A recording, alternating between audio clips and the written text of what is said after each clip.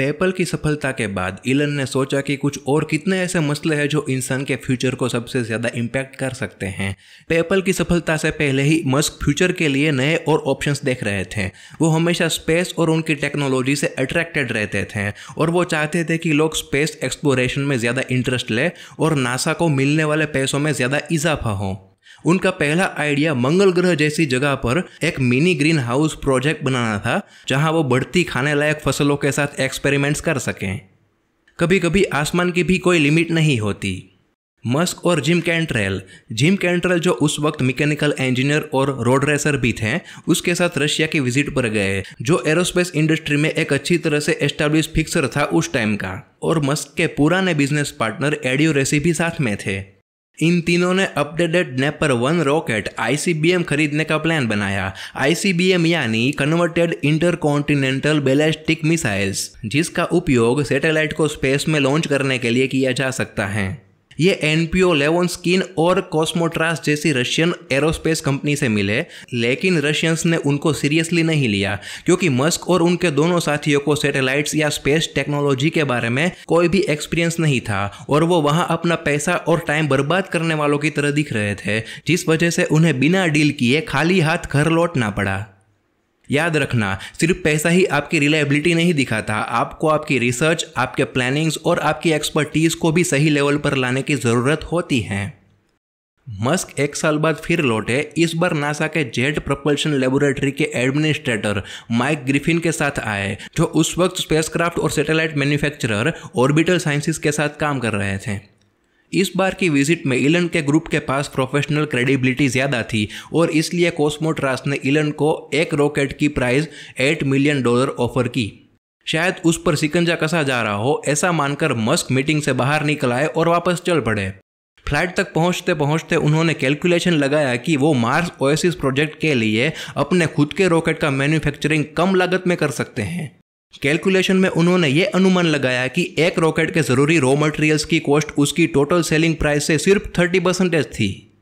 70% gross margin का फायदा देखकर मस्क ने यह माना कि वो लॉन्च की प्राइस में 10% के फैक्टर से कटौती कर सकते हैं और इस तरह से स्पेसएक्स की शुरुआत की तरफ इलन ने पहला कदम बढ़ाया। स्पेसएक्स से मस्क का मोटिव सिंपल वे से ऐसा स्पेस रॉकेट बनाना था जो फिर से यूज में लिया जा सके और स्पेस ट्रांसपोर्टेशन की कॉस्ट को कम करे। गो वर्ड का यूज करके मस्क पक्के इरादे से अपने बिजनेस में सबसे बेहतर काम करते थे और इसीलिए उन्होंने टॉम म्यूलर का कांटेक्ट किया, जो एरोस्पेस ग्रुप के TRW INC के ऑफिसर थे और उन्होंने दुनिया के सबसे बड़े एमेच्योर लिक्विड फ्यूल से चल सकने वाले रॉकेट इंजन का आविष्कार किया था, जो 13,000 IBF यानी कि 58 kN थ्रस्ट तक प्रोडक्शन करने में कैपेबल थे। इन दोनों ने कैलिफोर्निया के एल सेगुंडो में स्पेसएक्स की स्थापना की और वो तुरंत काम पर लग गए। उनका पहला रॉकेट फाल्कन 1, जो स्टार वॉर्स मिलेनियम फाल्कन के अवार्ड में नॉमिनेट भी हुआ था, उसे 2006 और 2009 के बीच डेवलप और मैन्युफैक्चर किया गया था, जो दुनिया का पहला प्राइवेटली डेवलप्ड लॉन्च व्हीकल था। इसलिए इलन कहते हैं कि मुझे लगता है कि एक कॉम्प्लिकेटेड काम करने के लिए बहुत ज़्यादा लोगों को एक साथ काम पर रखना एक गलती है। ज़्यादा लोग होने से टैलेंट को कभी कवर नहीं किया जा सकता, जिस वजह से प्रोग्रेस की स्पीड धीमी हो जाएगी, जिससे काम अनरिलायबली महंगा हो जाएगा। आप जितना अच्छा प्रोडक्शन चाहते हैं, उतना ही अच्छे उस फील्ड से रिलेटेड लोगों को काम पर रखना होगा। फाल्कन 1 एक 2 स्टेज टू ऑर्बिट रॉकेट था, जिसे पूरी तरह से स्पेसएक्स के थ्रू डिजाइन किया गया था। इसमें 2 इंजन थे, एक मर्लिन इंजन और एक केस्ट्रल इंजन, और इसे 5 बार लॉन्च किया गया था और आखिरी बार यानी 5वीं बार मलेशियन रजाक सेट सैटेलाइट को स्पेस में लॉन्च करने के लिए उपयोग में लिया गया था। उसके बाद इस रॉकेट को रिटायर कर दिया गया, जो बाद के मॉडल फाल्कन 9, फाल्कन हेवी और ड्रैगन के लिए रास्ता बना, जिसे बेहतर डिजाइन फीचर्स के साथ उपयोग किया गया था। इलन कहते हैं कंपनी यानी एक ऐसा ऑर्गेनाइज्ड ग्रुप जो कोई प्रोडक्ट या सर्विस क्रिएट करने के लिए बना होता है, और कोई कंपनी कितनी हद तक अच्छी है वो उसके लोग इसे क्रिएट करने में कितने एक्साइटेड है उस पर डिपेंड करता है। मैं सिर्फ 1 टन सुपर टैलेंटेड लोगों की पहचान कर उससे क्रिएट हुई कंपनी का चेहरा बनना चाहता हूं। अपनी तारीफ होने पर कभी रुक मत जाना। अगर आप आगे बढ़ना चाहते हैं और यह तय करना चाहते हैं कि आप हमेशा अपनी पहचान बनाए रखें, तो आपको लगातार अपने अगले बड़े आइडियाज़ के बारे में सोचना होगा और उस पर काम करना होगा। किसी भी आइडिया में मिला फेलियर सिर्फ एक ऑप्शन हो सकता है जो आपके लिए आपके नए आइडिया का कारक बन सकता है। स्पेसएक्स का प्रोजेक्शन हमेशा इक्वल नहीं रहा है। पहले 3 टेस्ट रॉकेट सभी टेस्ट जोन में पहुंचने से पहले ही विस्फोट हो गए थे। उसके बाद एक और ट्राई करने के लिए मस्क के पास सिर्फ इनफ पैसा ही बचा था। कोई भी इलन मस्क के इस प्रोजेक्ट में तब तक इन्वेस्ट नहीं करने वाला था जब तक कि उनके पास कम से कम एक सक्सेसफुल लॉन्च टेस्ट ना हो। लेकिन लकीली मस्क का चौथा टेस्ट रॉकेट हर टेस्ट जोन में कामयाब रहा। मेक श्योर कि आपके पास अपने प्रोडक्ट को डेवलपमेंट फेज में कंफर्टेबली उतारने के लिए जरूरी कैश रिजर्व हो। जून 2015 में इंटरनेशनल स्पेस स्टेशन को रिसप्लाइंग करने वाला एक स्पेसएक्स रॉकेट लॉन्च होने के 2 मिनट बाद ही ब्लास्ट हो गया। प्रोबेबली उसका कारण यह था कि हीलियम का एक कैनिस्टर जिसे एक ऐसे स्टील स्ट्रट से पकड़ा हुआ था जो फेल हो गया था। As a theory pending air को 10,000 पाउंड फोर्स का सामना करने के लिए डिजाइन किया गया होता है, लेकिन यह स्ट्रट उस फोर्स के सिर्फ 20% यानी कि 2,000 पाउंड से ही फेल हो गया था। इसका मतलब था कि रॉकेट के ऊपरी भाग में रहा टैंक बॉटल शॉट हुआ, जिससे हीलियम ऑक्सीजन टैंक पर दबाव आया और रॉकेट के हजारों छोटे टुकड़े हो गए और जिस ड्रैगन कार्गो कैप्सूल को वो रॉकेट के साथ ले जा रहे थे वो 4,000 पाउंड के लॉस के साथ समंदर में गिर गया। अगर ड्रैगन कैप्सूल को इमरजेंसी पैराशूट के साथ प्रोग्राम किया गया होता तो कोई प्रॉब्लम नहीं होती और इसीलिए अगले रॉकेट वर्जन को उस इमरजेंसी पैराशूट के सॉफ्टवेयर प्रोग्रामिंग के साथ अपने खुद के थ्रस्टर भी होंगे। स्पेसएक्स के इस इंसिडेंट की वजह से स्पेसक्राफ्ट के दूसरे पार्ट्स पर इसके इम्पैक्ट को बेहतर ढंग से समझने के लिए जरूरी अवशेष को खोजने के लिए कंपनी को अपना खुद का सबमरीन पानी में उतारना पड़ा। रिमार्केबली लॉन्च के 7 साल बावजूद स्पेसएक्स को पहली बार इस तरह के इंसिडेंट का सामना करना पड़ा। इंजीनियर्स को इस इंसिडेंट से सबक सीखने का टाइम देने के लिए पहले फाल्कन हेवी लॉन्च को फरवरी 2015 तक पोस्टपोन किया गया। अब इस पॉइंट में स्पेसएक्स के लिए फंडिंग मॉडल के बारे में सोचना सही है। हालांकि मस्क ने अपने खुद के वेल्थ को काफी सफिशिएंट हद तक इन्वेस्ट किया। सिर्फ मई 2006 तक में ही $100 मिलियन इन्वेस्ट कर चुके थे और 2008 में पेपल, स्पॉटिफाई और एयरबीएनबी के फाउंडर्स के फंड से $20 मिलियन का इन्वेस्टमेंट आया। पिछले 10 साल में कंपनी का कुल बजट लगभग $1 बिलियन था, जिसमें ज्यादातर अमाउंट डेवलपमेंट कॉन्ट्रैक्ट के रूप में आया हुआ था। अकेले नासा ने अप्रोक्स 500 मिलियन स्पेसएक्स को पेमेंट के रूप में दिए थे।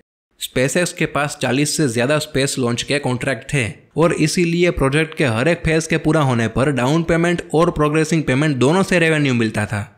मस्क ने अपनी कंपनी के लगभग 2/3 शेयर्स को बरकरार रखा, ये देखते हुए कि मई 2012 में स्पेसएक्स की सक्सेसफुल हुई COTS-2 उड़ान के बाद कंपनी की वैल्यू 2.8 बिलियन हो चुकी थी। हालांकि स्पेसएक्स का IPO कब और कैसा होगा इस बारे में मार्केट में बहुत डिस्कशन होते हैं। मस्क ने पर्सनली कहा है कि जब तक मार्स कॉलोनियल ट्रांसपोर्टर रेगुलर उड़ान नहीं भरता तब तक वो इस पर रोक लगाए रखना चाहते हैं। उन्होंने खुद कहा है कि मैं नहीं चाहता कि स्पेसएक्स को किसी प्राइवेट इक्विटी फर्म के थ्रू कंट्रोल किया जा सके जो सिर्फ शॉर्ट टर्म तक रेवेन्यू दे।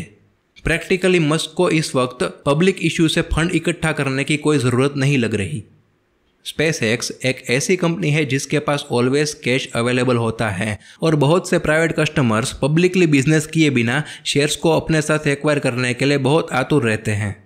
जनवरी 2015 में गूगल और फिडेलिटी इन्वेस्टमेंट ने स्पेसएक्स का 8.333% शेयर $1 बिलियन देकर खरीदा, जिससे स्पेसएक्स की कॉम्प्लीमेंट्री वैल्यू $12 बिलियन तक हो गई। मस्क के लिए स्पेसएक्स सिर्फ पैसे कमाने का जरिया नहीं है, और भी बहुत कुछ हैं। हम यहाँ इस दुनिया से भी बाहर अंतरिक्ष में जीवन पॉसिबल होने के बारे में और उनके तथ्यों के बारे में ज़्यादा बात करेंगे, लेकिन यहाँ यह भी डिस्क्राइब करना जरूरी होगा कि मस्क ने 2011 में वॉल स्ट्रीट जर्नल के साथ एक इंटरव्यू में यह दावा किया था कि 2021 तक मंगल ग्रह पर पहला इंसान भेजना पॉसिबल हो जाएगा। उन्होंने जून 2015 में ETV.com को बताया था कि 2035 तक हर साल हजारों रॉकेट्स मंगल ग्रह पर उड़ान भर जाएंगे। इतना ही नहीं, 10 लाख से ज्यादा रेसिडेंट्स के साथ एक सेल्फ सस्टेनिंग स्पेस कॉलोनी भी एस्टैब्लिश करेंगे। अगर किसी आइडिया को लेकर आप बेहद एक्साइटेड है तो आपको उसे अंजाम देने के लिए सबसे बेस्ट एफर्ट लगाने होंगे। स्पेसएक्स के कम लागत वाले लॉन्च मॉडल की वजह से उन्होंने अपने कॉम्पिटिटर्स को भी अपनी लागत को कम करने के लिए मजबूर कर दिया। फाल्कन हेवी रॉकेट से एक ऑर्बिटल लॉन्च की लागत सिर्फ $1000 पर पाउंड है, जिस वजह से यूरोपियन कॉम्पिटिटर एरियन स्पेस को यूरोपियन यूनियन से कंपटीशन करने में कैपेबल होने के लिए सब्सिडी की डिमांड करनी पड़ रही है। 2014 में स्पेसएक्स ने कॉमर्शियल लॉन्च सर्विस के लिए दुनिया भर में 20 में से 9 बिड्स जीती थी, जो किसी भी दूसरी कंपनी की कंपैरिजन में बहुत ज्यादा है। स्पेसएक्स ने अपने ट्रेडिशनल कॉमर्शियल कॉन्ट्रैक्ट के अलावा यूएस एयरफोर्स, नासा और यूएसए के दूसरे डिफेंस डिपार्टमेंट के साथ भी कॉन्ट्रैक्ट साइन किए हुए हैं, जो आज भी कंटिन्यू हैं। तो ये था मिस्टर इलोन मस्क का स्पेस द फाइनल फ्रंटियर वाला चैप्टर। इस वीडियो में इतना ही, फिर मिलेंगे इसी ऑडियो बुक के नेक्स्ट एपिसोड के साथ। तब तक के लिए धन्यवाद and keep connecting with us always.